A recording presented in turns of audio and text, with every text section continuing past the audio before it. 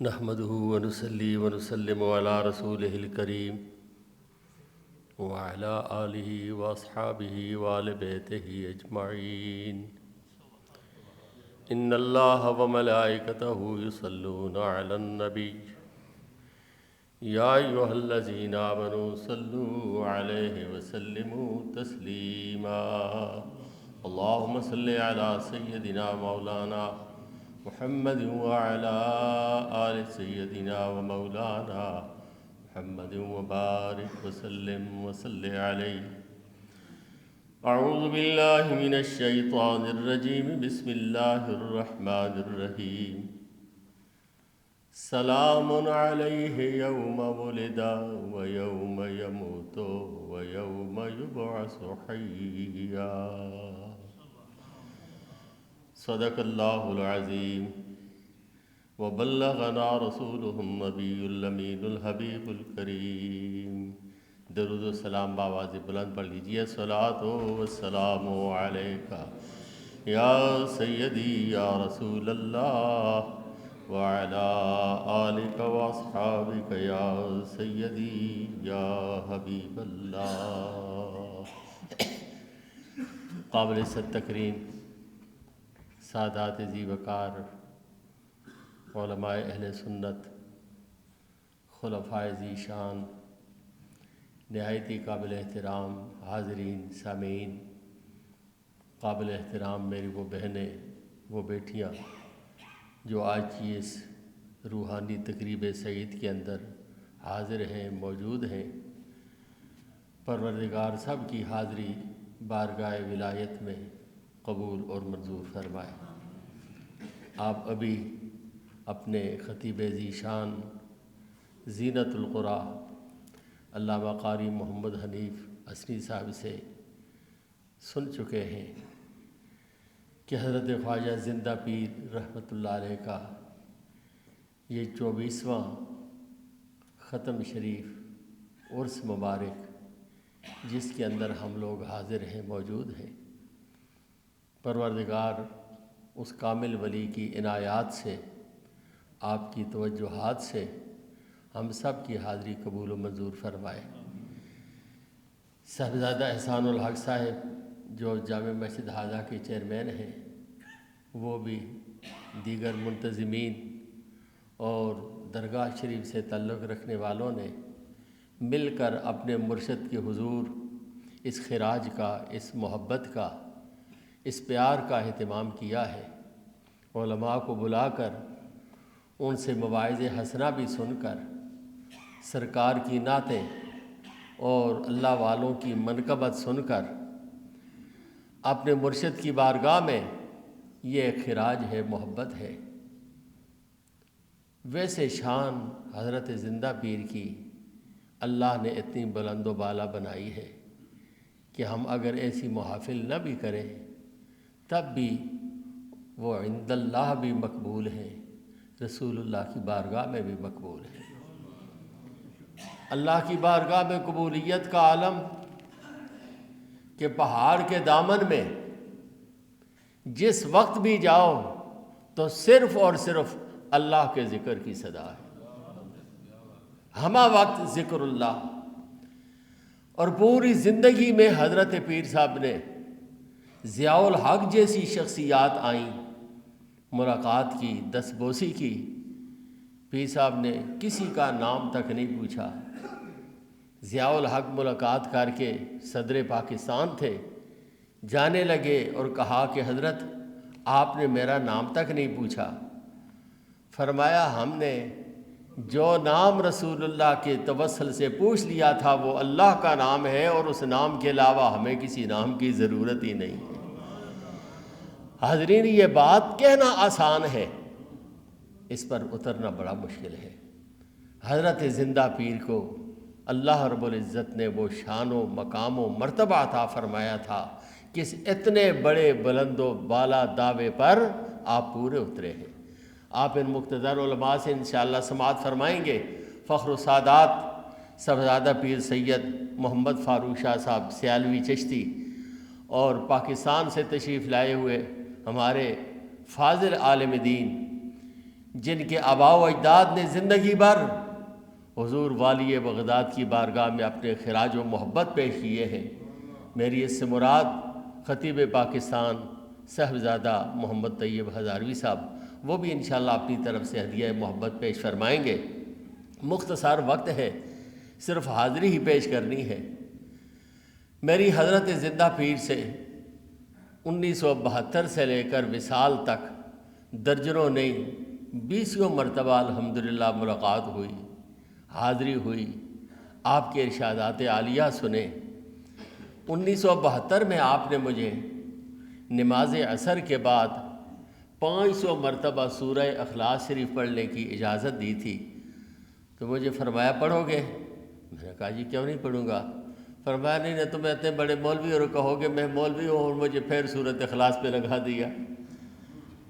بہرحال پھر بعد میں حج مبارک کے موقع پر فرمایا کہ اب صرف 21 مرتبہ پڑھا کرو، اور عصر کے بعد کی بھی پابندی نہیں، جس وقت چاہے دن میں رات میں 24 گھنٹوں میں 1 مرتبہ ضرور 21 مرتبہ سورہ اخلاص قل هو اللہ احد یہ سورت پڑھ لیا کرو۔ تو میں نے آپ کے اس بتائے ہوئے ارشاد گرامی کے اندر بڑے فضائل دیکھے۔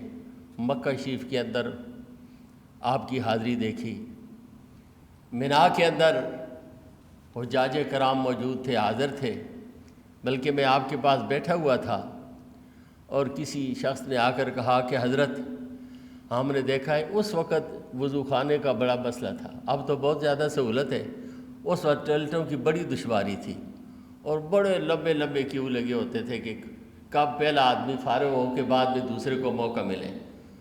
کسی نے پیر صاحب سے کہا کہ حضرت ہم نے ایک بہت بڑے دربار کے سجادہ نشین کو دیکھا ہے، وہ بھی لائن میں لگے ہوئے تھے۔ آپ نے فرمایا اب میں کیا کروں؟ اگر وہ نہ کھاتے تو نہ کھڑے ہوتے، اگر نہ کھاتے تو نہ کھڑے ہوتے، اگر کھایا ہے تو کھڑا ہونا پڑے گا۔ فرمایا ہم نے تو یاد ہی نہیں کب کھایا تھا اور یاد ہی نہیں کہ ہم کب سوئے تھے۔ مدینہ طیبہ کے اندر حضرت زندہ پیر کو جب ہم نے رسول اللہ کے روضہ شریف کی طرف آتے جاتے دیکھا تو میں نے اپنے کانوں سے بڑے بڑے عربوں کو کہتے ہوئے سنا واللہ ھذا شیخ عظیم، یہ کوئی بہت بڑے شیخ جا رہے ہیں۔ وہ لوگ کہ جس شیخ کا تصور ہمارے ذہن میں ہے نا، وہ تو اس چیز کو مانتے ہی نہیں، پر اللہ نے آپ کو وہ مقام، وہ مرتبہ، وہ شان عطا فرمائی تھی۔ میں صاحبزادہ احسان الحق صاحب کو، ان کے سارے ساتھیوں کو مبارکباد پیش کرتا ہوں کہ یہ اپنے مرشد کی بارگاہ میں ایک حاضری ہے، ایک خراج ہے، ایک محبت ہے، اور یقیناً آج ان کی توجہ مجلس کے شامل حال ہوگی۔ رسول اللہ صلی اللہ علیہ وسلم کی حدیث پاک ہے کہ جس مقام پر کسی گناہگار ترین انسان کے لیے دعائے مغفرت کی جائے یا اس کی زندگی کا کوئی ذکر خیر کیا جائے تو فرد اللہ الیہ روحہ، اس گناہگار کی روح کو اللہ اس مجلس کی طرف متوجہ کر دیتا ہے۔ ارے اگر گناہگار کے لیے مغفرت کی دعا ہو، گناہگار کی روح متوجہ ہو جاتی ہے، تو جو اللہ کا یار ہو، جو اللہ کا مقبول ہو، ان کے لیے دعا کا اہتمام ہو تو یقیناً آج ان کی توجہ، آج ان کی شفقت انشاءاللہ اس مجلس کے شامل حال ہوگی، اس لیے کہ قرآن نے ہمیں ایک پیغام دیا ہے۔ حضرت شاہ جی قبلہ، قرآن نے ہمیں ایک پیغام دیا کہ دنیا کے اندر کچھ ایسے لوگ ہیں جو دنیا میں آئے سلامتی لے کر آتے ہیں، جائیں سلامتی پھیلاتے ہوئے جاتے ہیں، قیامت کے دن اٹھیں گے تو سلامتی کے نور میں اٹھیں گے۔ قرآن سنیے، فرمایا سلام علیہ یوم ولدا ویوم یموت ویوم یبعث حیا۔ اس طرح نہیں، جس طرح میں نے پڑھا آپ بھی اس طرح سبحان اللہ کا ہے، تاکہ آپ آنے والے مہمانوں کو سننے کے لیے تیار ہو جائیں۔ سلام علیہ یوم ولد ویوم یموت ویوم یبعث حیا۔ یہ حضرت زکریا علیہ السلام کا بیان ہے۔ اللہ نے شان بتائی، وہ دنیا میں آئے، سلام لے کر آئے، وصال فرمایا سلام کا نور، قیامت کے دن اٹھیں گے سلام کے ساتھ، اللہ اکبر۔ بلکہ فرمایا یہ اللہ والے اللہ کے مقبول ایسے ہیں، قیامت کے دن جہاں یہ آپس میں بات چیت کر رہے ہوں گے، قرآن کہتا ہے سلام قولا من رب الرحیم، ان پر بھی سلام، ان کی پیاری پیاری گفتگو پر بھی سلام۔ سبحان۔ بلکہ جب یہ اہل اللہ قیامت کے دن جماعتیں اور ٹولیاں بن کر جنت کی طرف جا رہے ہوں گے، قرآن کہتا ہے سلام علیکم طبتم فادخلوها خالدین،